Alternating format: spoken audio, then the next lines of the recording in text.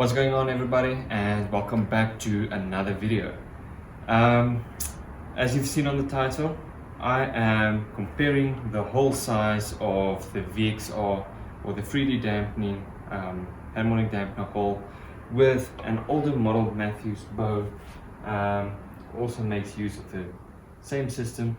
This is my dad's Monster Accelerate, and the reason why I'm doing this is because I have seen a ton of posts where guys have actually lost their harmonic dampeners while practicing, or more specifically hunting.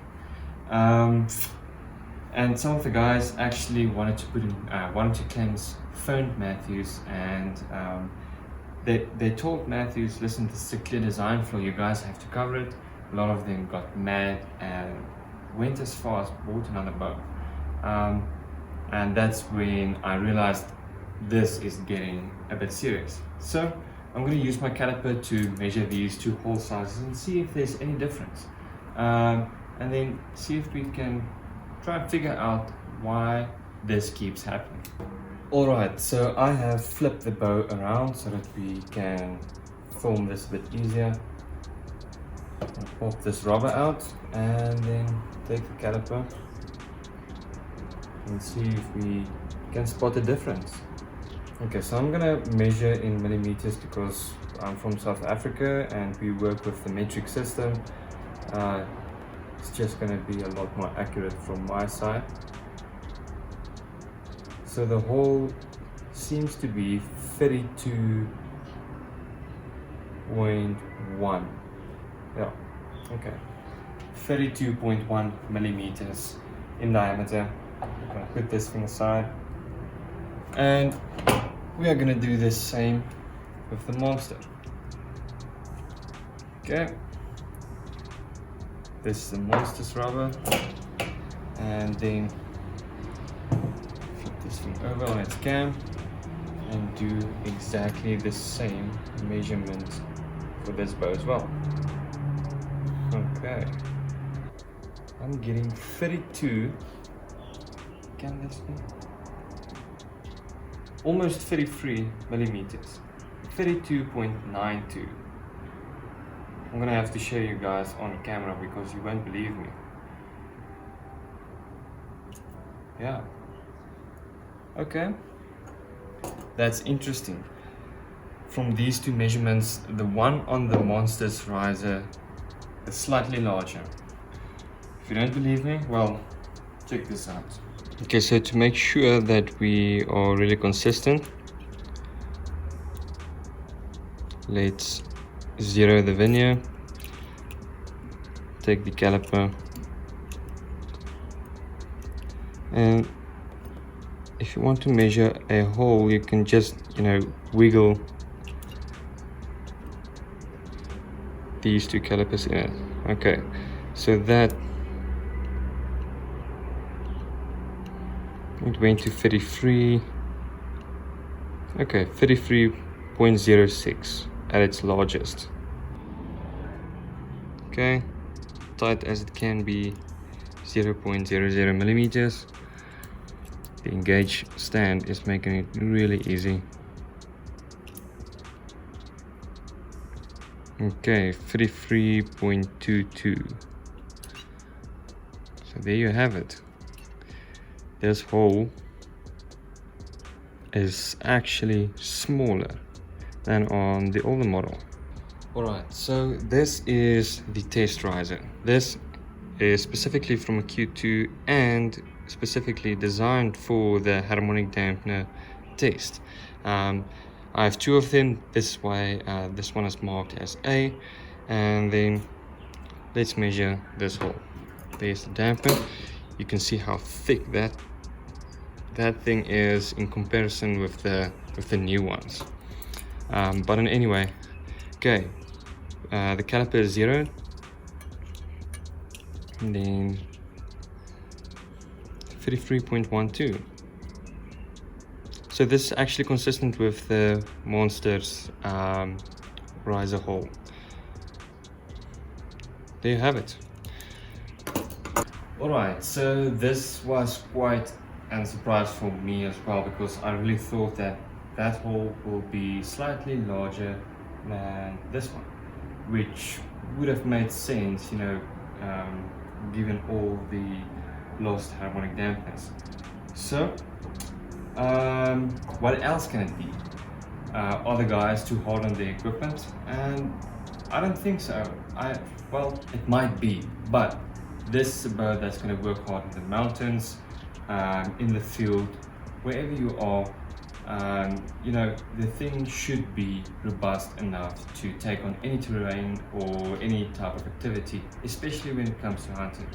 So I can actually feel that the harmonic dampener rubber compound is a lot softer than this colored one.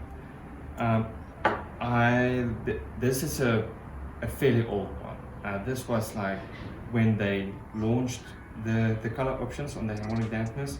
I bought a set of these. I think it was like 14 years old, so that's exactly 10 years ago. I do not know what the compound is like on the new colored rubbers, but if it's as hard as this one, then I would suggest swap this thing out with a colored one. Yes, it's going to cost you a few extra bucks, but buy the whole kit, customize your bow, and then you will know this rubber of yours is more secure.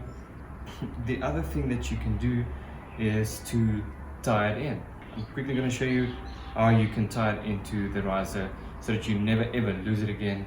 Doesn't matter how hard you bump it, and so that it also looks clean. You know, it's not like a zip tie pushed through your riser. I'm so sorry. At this stage, I'm defending Mathews over here. And I think also the other reason why it could be falling out is because it's so exposed. You know, it's on the front of your bow, it's around your knees, and also if you do not have a very long stabilizer on, it's really exposed. So when you do bump it against something, then it's prone to, you know, fall out, you know. And with this thing's profile, I mean, just look at how wide this is in comparison with this brass one that's in the Monster. Is it a gimmick? A lot of guys have told me, no, this is a gimmick, it doesn't work, and I've proved them wrong with these test risers, and I'm going to drop them. I'm going to do the drop test again, so stick around for that, so that you can actually hear the difference on camera. It's shocking. Okay, enough talking. Let me quickly show you what my strategy is for not losing this rubber in the field, because I am planning to hunt a lot harder next year. I'm gonna pop this rubber back and then get some goodies. So I've seen this being posted on Facebook in the, I think it was the Mathews Brotherhood group, if I'm not mistaken. Take some serving, get yourself a knife. I'm gonna bring the camera up close. Right, cut yourself a small piece of serving, just like that. Then if you want a nice clean look and the serving nice tucked away, push it through the rubber and just make a simple knot with the serving onto the riser. This way, if it pops out, it will be caught by the serving. Does it look stupid? Well, I'm not sure what it costs, but it's the serving is a pretty inexpensive solution.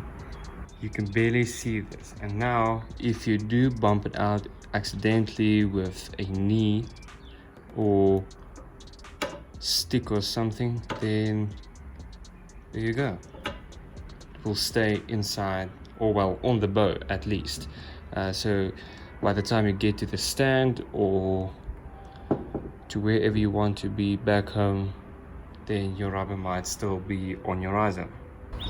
So with this simple drop test and these two test risers, I'm going to demonstrate to you that the harmonic damper is indeed not a gimmick. We're going to start off by dropping riser A with the harmonic dampers, and then switching the harmonic dampers to riser B so that you can see there's no difference between these two risers. They are indeed identical. So I'm going to drop this one, then I'm going to drop riser B. Now that's a massive difference. Now I'm quickly going to pop these out, put them in riser B, and do the exact same drop test. Okay, this is riser B,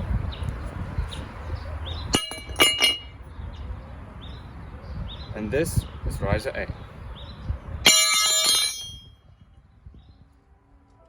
See? So from the drop test, it's clear that this is not a gimmick. I mean, it works. You heard the difference yourself. And this is identical test risers. If you don't believe me, fight me in the comments below. I'll weigh them out for you. Anyway, what I would have done to this bow is to maybe develop a bit thicker frame over here for the 3D damping so that you can put in a wider rubber, which might prevent it from falling out that deep. I mean, if that is the optimal position for the harmonic dampener, then that's what I would have done. And also reevaluate the compound of this small piece of rubber over here. Maybe make it a bit stiffer so it doesn't push out that easily. And you know, I think you can counter that with providing just a bit heavier glue. Yeah, that's what I would have done, but I'm not on the engineering and design team, so yeah, I would doubt if that would happen. If you guys have anything to add to this, please let me know down below in the comments. I would love to hear your thoughts. Maybe we could help Mathews sort out this problem. Is it even a real problem? I don't know. Thank you guys for watching, and please subscribe if you are not already.